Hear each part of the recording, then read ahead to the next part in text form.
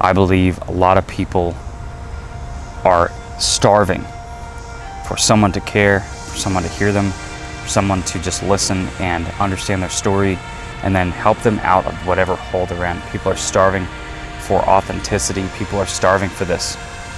And it is my job, it's my opportunity, it's my goal to solve that for people, to be that person for somebody, to help them out of this hole that they're in, to help them become a better person, because I know that at some point in my life, I needed somebody to help me out of my hole. I needed somebody to look up to.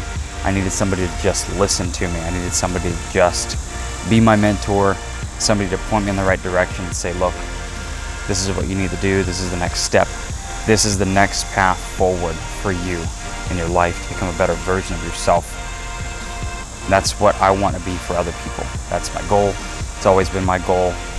So ultimately, how do we do this? How do we become a voice for people? How do we become somebody that people want to look up to? Well, I think it starts with our discipline.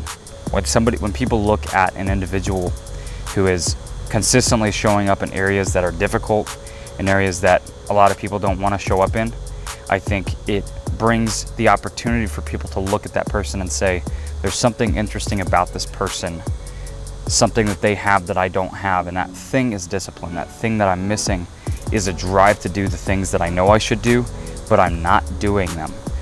And I think that as long as we as people can begin to focus on the things that we know we should be working on and pursue those things with everything that we have, I think we begin to demand respect from our peers, because ultimately, if you're doing the hard things, if you're pushing yourself in difficult ways mentally and physically, I'm not just talking about pushing your body in the gym, I'm talking about pushing your mind, mental exercises, I'm talking about doing hard things that your mind doesn't want to do.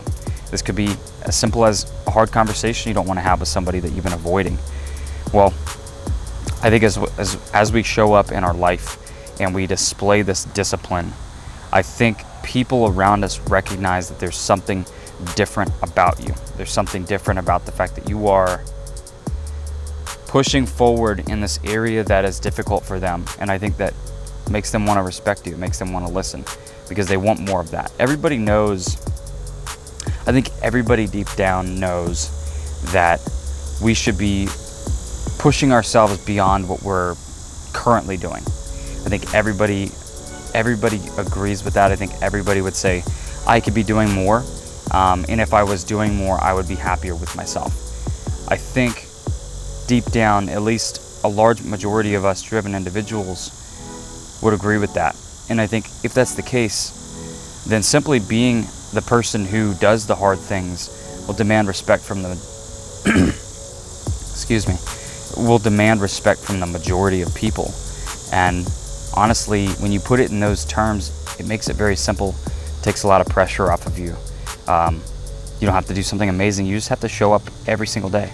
You just have to make the small choices, the small wins, stack the wins, and it all becomes so clear. So how do I overcome the times when I don't want to do something? How do I overcome that lack of motivation? How do I overcome this in the moment? I think the longer you allow your body and your mind to contemplate on the idea that you are going to do something. I'll give you a perfect example. If you are planning on going to the gym and you know that you are supposed to go at 4:30 p.m. and 4 o'clock comes around and your mind starts coming up with about 157 different excuses on why you should not go, I would do everything in your power to suppress those thoughts and not even give them a voice. Because the moment you start negotiating, the moment you start negotiating with your own mind, the moment it's going to start lying to you. It's going to start trying to convince you that you're either too sore, you've got too much on your plate, you can do it tomorrow. It will come up with excuses that you didn't even know were there.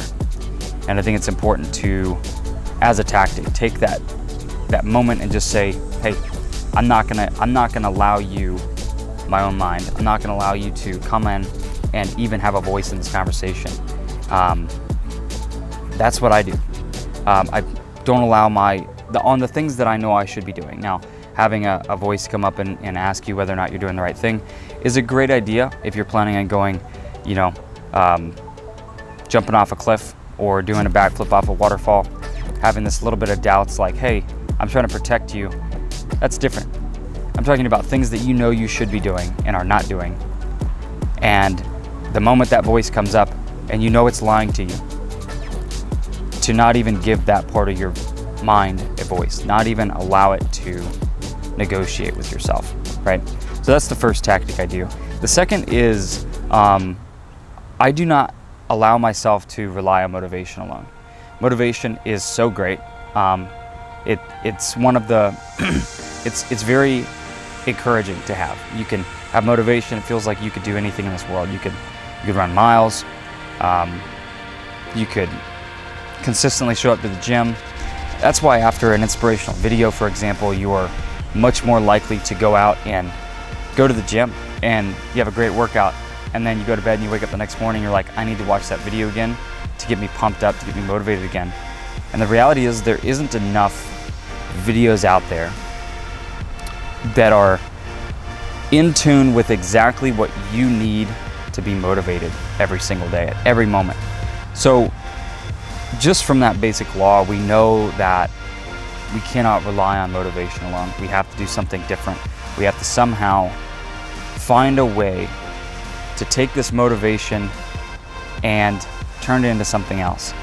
And again, this points right back to discipline. I know it sounds repetitive, but simply creating a habit in your own mind, creating something that is something that you do every single day, regardless of whether or not you want to or not. You create a habit, and that habit ends up sticking with you for a very long time.